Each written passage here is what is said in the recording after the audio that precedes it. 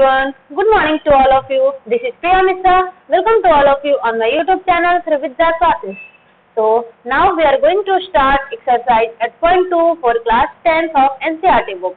तो सबसे पहले हम लोग ट्रिग्नोमेट्री टेबल के बारे में पढ़ेंगे. हमारा फर्स्ट एक्सरसाइज जो था एट पॉइंट 1 उसमें हमने देखा था साइन कॉस टैन का formula perpendicular by hypotenuse according to angle. Triangle के लिए हम लोग उसमें फॉर्मूला पढ़े थे, बट इसमें हम उसका वैल्यू पढ़ेंगे, एंगल का वैल्यू. इसमें हमने एंगल के according perpendicular hypotenuse and base के अकॉर्डिंग फॉर्मूला बनाया था जो साइन का फॉर्मूला था p/h. सेम उस तरीके से अब इसमें हम आएंगे साइन थीटा का फॉर्मूला थीटा के अकॉर्डिंग चलेंगे एंगल के अकॉर्डिंग. तो अगर हम एंगल 0 डिग्री पे आते हैं तो साइन 0 डिग्री का वैल्यू होता है 0. सेम साइन 30 डिग्री का वैल्यू जाएगा 1/2. साइन 45 डिग्री का वैल्यू जाएगा 1/√2 एंड साइन 60 डिग्री का वैल्यू जाएगा √3/2 एंड साइन 90 डिग्री का वैल्यू जाएगा 1. तो बेसिकली आप देख सकते हैं कि 0 डिग्री से 90 डिग्री तक हमारा जो वैल्यू है वो 0 to 1 के बिटवीन है. दैट मीन 0 से इंक्रीज होकर के वो 1 तक जा रहा है. सिमिलरली कॉस थीटा में जब हम देखेंगे तो कॉस थीटा में इसका रिवर्स चलते जाएगा. हमारा साइन 0 का वैल्यू 0 था, बट cos 0 का value is equal to sine 90 degree होता है. दैट मीन्स cos 0 का वैल्यू होगा हमारा 1. cos 30 डिग्री का वैल्यू इक्वल टू होता है साइन 60 डिग्री का, तो cos 30 डिग्री का वैल्यू हो जाएगा √3/2. तो इस तरीके से आप इजिली याद कर सकते हैं स्टेप बाय स्टेप. अगर आप माइंड में बैठा ले साइन थीटा का टोटल वैल्यू तो cos थीटा का वैल्यू रिवर्स करके आप याद कर सकते हैं. बस इसमें एक जो वैल्यू है वो सेम टू सेम रहेगा, वो है cos 45 डिग्री का. sin 45 डिग्री का भी वैल्यू 1/√2 होता है, तो cos 45 डिग्री का भी वैल्यू 1/√2 ही है. एंड cos 60 डिग्री का वैल्यू 1/2 होगा. दैट मीन sin 30 डिग्री का वैल्यू 1/2 है, तो is equal to cos 60 degree 1/2 and cos 90 degree का वैल्यू इक्वल होता है sin 0 डिग्री के इक्वल. तो sin 0 का 0 तो cos 90 का भी 0. नाउ नेक्स्ट हम आते हैं tan थीटा में. tan थीटा में tan थीटा का वैल्यू tan 0 का वैल्यू 0, tan 30 डिग्री का वैल्यू आता है 1/√3 एंड tan 45 डिग्री का वैल्यू है 1 एंड tan 60 डिग्री का वैल्यू होता है √3 and tan 90 degree not defined है. tan 90 डिग्री का वैल्यू नॉट डिफाइंड है. सिमिलरली आप cosec से cot के लिए आप देखेंगे कि वैल्यू सेम टू सेम है, बस हम लोग sin थीटा का रिवर्स करते थे तो हमें cosec थीटा मिलता था. That means 1/sin theta is equal to cosec theta. तो वैल्यू को भी रिवर्स करेंगे. अगर हम 1/0 करते हैं तो इंफिनिटी आता है, तो cosec 0 डिग्री का वैल्यू हो जाएगा नॉट डिफाइंड. sin 30 डिग्री का वैल्यू है 1/2, तो cosec 30 डिग्री का वैल्यू 1/2 को जब हम रिवर्स करेंगे 1/2 तो 2 आ जाएगा वैल्यू. सिमिलरली सब वैल्यू इसी तरीके से रिवर्स ऑर्डर में है cosec sec एंड cot के लिए. तो आप इसे याद कर ले, लर्न कर ले, जिससे आपको इजी हो सके बिना टेबल देखे फॉर्मूला में पुट करके आंसर वैल्यू फाइंड करने का. जितना ज्यादा क्वेश्चन बनाएंगे उतना जल्द आप फॉर्मूला लर्न कर जाएंगे. तो ये वैल्यू लर्न करने का सबसे सही तरीका है क्वेश्चन सॉल्व करना. तो चलिए हम आते हैं क्वेश्चन पे अपने. हमारा फर्स्ट क्वेश्चन गिवन है sin 60 cos 30. अब इसके बिटवीन में कोई साइन नहीं है, कोई साइन नहीं है. दैट मीन्स अगर sin 60 के पहले कोई साइन नहीं रहता है तो हम लोग उसको सपोज करते थे कि वो प्लस गिवन है. बट अगर दो वैल्यू लिखा हुआ है sin 60 degree and cos 30 degree, इसके बिटवीन कोई साइन नहीं है. दैट मीन्स यहाँ पे मल्टीप्लाई का साइन छुपा हुआ है. तो sin 60 डिग्री और cos 30 डिग्री के बीच में मल्टीप्लाई होगा. प्लस का साइन गिवन है and next sin 30 degree multiply, यहाँ भी साइन छुपा हुआ है, मल्टीप्लाई cos 60 डिग्री. अभी आप फॉर्मूला इजिली लर्न नहीं किए होंगे, इसीलिए आप साइड में टेबल देख सकते हैं और टेबल देखकर आप फॉर्मूला जो भी वैल्यू है उससे आप पुट करेंगे उसका वैल्यू. sin 60 डिग्री का वैल्यू बोल रहा है, तो हमारा sin 60 डिग्री का वैल्यू कितना है टेबल में देखिए. sin 60 डिग्री का वैल्यू है √3/2. तो we can write here √3/2.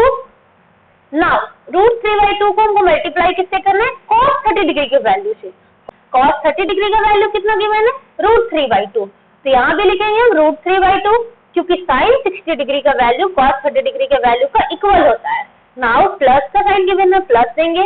Now sin 30 degree का वैल्यू लिखना है. sin 30 डिग्री का वैल्यू कितना था 1/2 लिखेंगे, मल्टीप्लाई करेंगे हम इसको cos 60 के साथ में. तो cos 60 का भी वैल्यू सेम होगा, sin 30 is equal to cos 60 degree, तो 1/2. नाउ अब इसको हम सॉल्व करते हैं। √3 इंटू √3, दैट मीन्स अगर दो 3 जो है वो अंडर रूट है तो हम इसका रूट हटाएंगे तो 3 आएगा।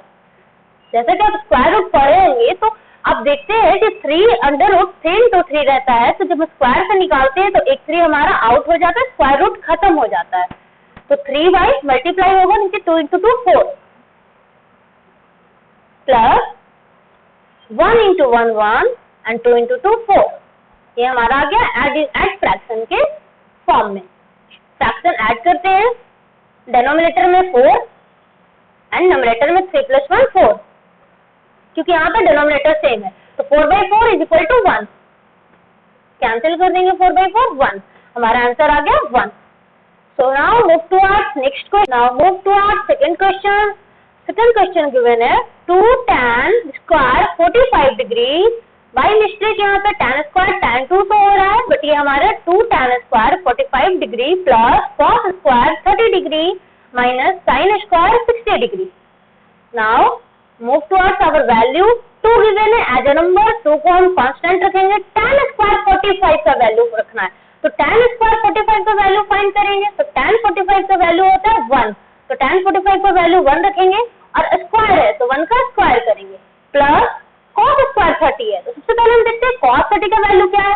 cos 30 का वैल्यू है √3/2, तो √3/2 पुट करके और उसका स्क्वायर करेंगे। नाउ माइनस sin 60 का वैल्यू देखेंगे। sin 60 का वैल्यू क्या गिवन है, √3/2, तो √3/2 पुट करेंगे एंड स्क्वायर में है sin 60 तो उसका भी स्क्वायर करेंगे।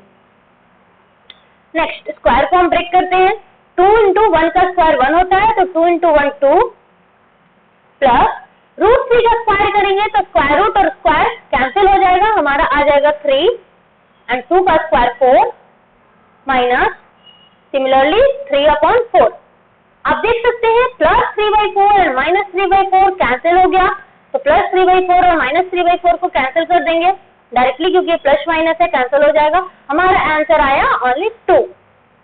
So here is your answer 2. So now move towards our third question. Question number 3 given है cos 45 degree upon sec 30 degree plus cosec 30 degree। हमें इसका वैल्यू पुट करके वैल्यू फाइंड करना है। cos 45 डिग्री का वैल्यू गिवन है 1/√2, तो हम न्यूमरेटर में लिखेंगे 1/√2 अपॉन, अब हमारा डिनोमिनेटर में sec 30 degree plus cosec 30 degree का वैल्यू फाइंड करना।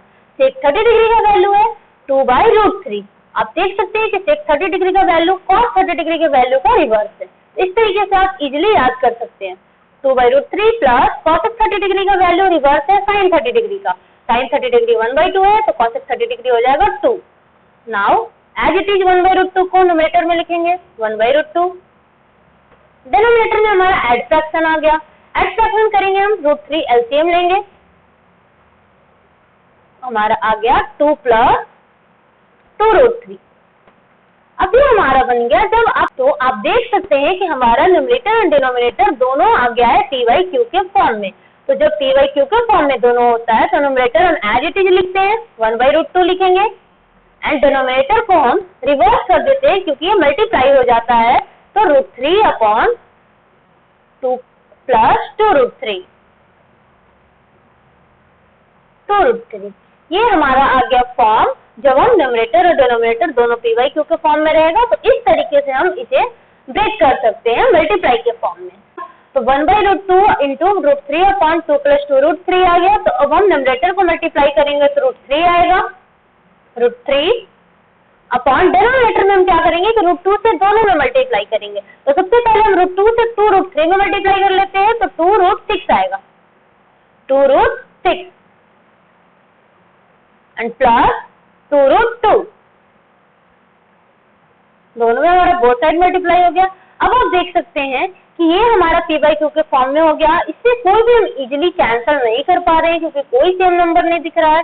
तो अब हम इसमें रेशनलाइज करेंगे, आप रेशनलाइज का मेथड जानते हैं, तो अब हम इसमें मल्टीप्लाई करेंगे बोथ न्यूमरेटर एंड डिनोमिनेटर में 2√6 माइनस 2√2 अपॉन 2√6 माइनस 2√2 से रेशनलाइज करते हैं। हमने यहाँ पे रेशनलाइज करते हैं। आप रेशनलाइज के मेथड में जानते हैं कि डिनोमिनेटर में जो नंबर गिवन रहता है आप एग्जैक्ट उसी नंबर से आप रेशनलाइज करते हैं, बस साइन चेंज हो जाता है। अगर साइन डिनोमिनेटर में प्लस गिवन है तो हम रेशनलाइज करेंगे माइनस से, एंड साइन अगर माइनस गिवन रहता है तो हम रेशनलाइज करते हैं प्लस से। अब हमारे ये फॉर्म फिर से आ गया मल्टीप्लीकेशन फॉर्म में, तो अब हम √3 को मल्टीप्लाई करेंगे 2√6 माइनस 2√2 से, तो लिखेंगे हम √3 ब्रैकेट 2√6 माइनस 2√2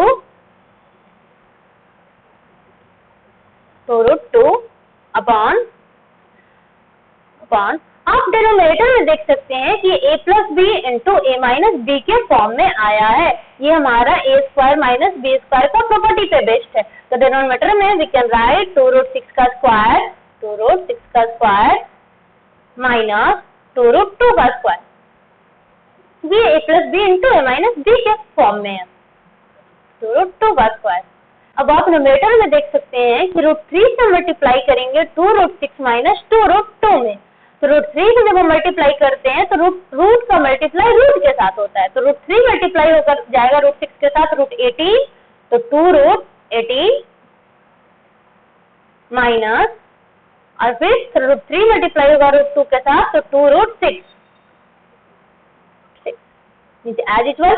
2√6 का स्क्वायर करेंगे तो 2 का स्क्वायर 4 एंड 6 का स्क्वायर √6 का स्क्वायर होता है 6, क्योंकि रूट से स्क्वायर कैंसिल हो जाता है, तो 4 इंटू 6 24 माइनस 2√2 का जब हम स्क्वायर करेंगे तो 2 2 जा 4 एंड √2 2 से कैंसिल स्क्वायर से तो 2, तो 4 2 जा 8।